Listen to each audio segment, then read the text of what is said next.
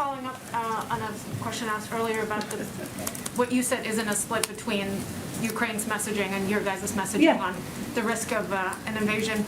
Can you walk us through the communication strategy, like what you're trying to highlight here, the risk of invasion, and why you're trying to highlight it more strongly than Ukraine? Do you see it as, sounding the alarm more vocally?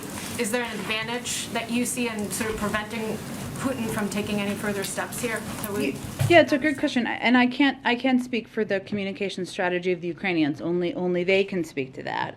But I can tell you that what we have been trying to do, we obviously have a range of information, a broad range of information that we have been able to gather here, and also through partnership with our allies across the country. Our objective, as we talked about a little bit on Friday, is to deny Russia the opportunity to use some of the tactics, sometimes some of the lies that they have done in the past to justify an invasion of Ukraine. That's straight out of their playbook. We have seen tactics they have used in the past, where a few years ago, Russia's defense ministry falsely accused the United States of running a clandestine biological weapons lab in the country of Georgia, enabling their efforts to destabilize the Georgian government.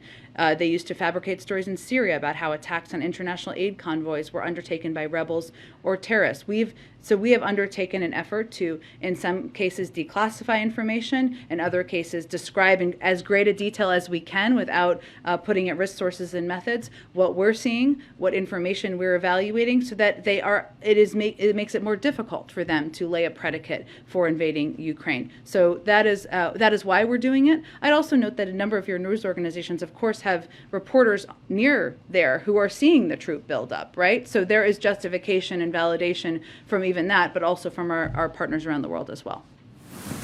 Go ahead. Thank you, Jen. Sarah mentioned